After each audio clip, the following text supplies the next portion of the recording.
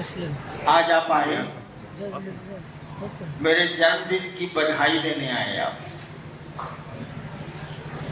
इधर घूमने की जरूरत नहीं है, मैं आगे रहने की मानसिकता में नहीं रहता, मैं पीछे रहना चाहता हूँ और पीछे से ही आवाज देता रहूंगा, बढ़े चले जवान तुम बढ़े चलो।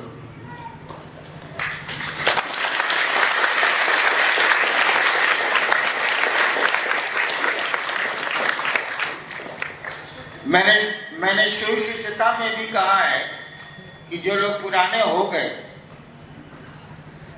वो पीछे से आए और लोगों को उत्साहित करें, प्रेरित करें शिव गुरु की ओर। लेकिन मेरी बात अब सुनता कौन है? बूढ़ा हो गया हूं। ये सीनियर लोग आपके आगे खड़े हो जाते हैं, आपका रास्ता भी बंद कर देते हैं। मैं न खड़ा होऊंगा, मैं आपको पीछे से पकड़ के लेता चलूंगा, आगे आप रहेंगे, पीछे मैं रहूंगा। अमूमन देखिएगा यहाँ जो सीनियर लोग हैं आपके आगे खड़े हो जाएंगे। अब आगे कोई खड़ा होगा तो आप चलेंगे कैसे, बताइए तो जरा। वो शिव के लिए आपके लिए रास्ता नहीं छोड़ते, वो खुद ही खड़े हो जाते हैं। और जहां तक मेरे जन्मदिन का सवाल है, इसको संकल्प दिवस के रूप में मनाइए, अपने संकल्प को प्रगाढ़ कीजिए, अपने संकल्प को एक निश्चय में बदलिए। वैसे संकल्प का अर्थ ही होता है निश्चय, कि हम शिव का कार्य करेंगे, हम लोगों को शिव गुरु से जोड़ेंगे। और जो ये अभी अन्नू बाबू बोल रहे थे कि ऐसा ऐसा करना है, उसको दिमाग में रखिए, उसको करिए। बंद कुछ भी नहीं किया गया है, लेकिन आपको चालू जरूर किया गया है, आपको स्टार्ट जरूर किया गया है, बंद कुछ भी नहीं किया गया है। गुरु का आदेश था दूसरों को शिव शिष्य बनाओ। हम लोग अब शिव शिष्य नहीं बना रहे थे, हम लोग अब ढोल पूजवा रहे थे, हम लोग पैसा कमा रहे थे, हम लोग इज्जत चुरा रहे थे महादेव के नाम पर, सम्मान। गुरु का आदेश था शिव शिष्य बनाने का। और अमूमन देखिएगा कि जो सीनियर लोग हैं या तो सम्मान चुरा रहे हैं या पैसे चुरा रहे हैं, कुछ न कुछ वो चोर हो गए हैं। बिल्कुल सही है। इसीलिए नियम बना है कि भैया आयोजकों के लिए को माना जाएगा कि उन्होंने कोई शिव शिष्य नहीं बनाए, मंच संचालकों को माना जाएगा कि उन्होंने कोई शिव शिष्य नहीं बनाए, भजनिया और भजनिया जो बाजा बजाते हैं उनको भी माना जाएगा कि प्रोग्राम में आयोजन में उन्होंने कोई शिव शिष्य नहीं बनाए, और जो सुनने वाले हैं उनको भी माना जाएगा कि उन्होंने कोई शिव शिष्य नहीं बनाए। काम था दूसरों को शिव गुरु से जोड़ना, हम लोग अनर्गल कामों में घुस गए। होता ही है, धान लगाएगा झाड़ियां उपज जाती हैं, लेकिन एक दिन तो झाड़ियों को काटना पड़ेगा। इसीलिए हम लोग चले उस उद्देश्य की ओर जो आपके गुरु का आदेश है, उधर हमको आपको चलना चाहिए। जहां तक मेरा सवाल है, मैं जिंदा रहूं या नहीं रहूं, मैं आपके साथ रहूंगा। शर्त एक ही है कि आप उस गुरु के आदेश का अनुपालन करें, उस गुरु के आदेश की तरफ चलें। घर का काम भी ठीक से करें। जो घर का काम ठीक से नहीं कर सकता है वो महादेव का काम भी ठीक से नहीं कर सकता है।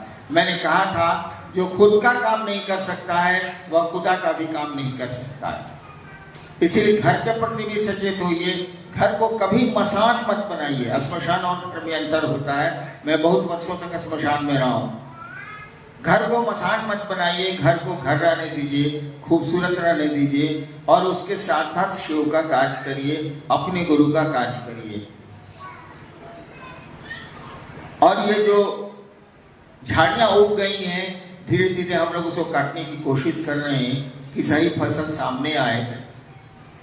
हम लोग तो कोशिश कर रहे हैं, लेकिन आप कोशिश मत करिएगा।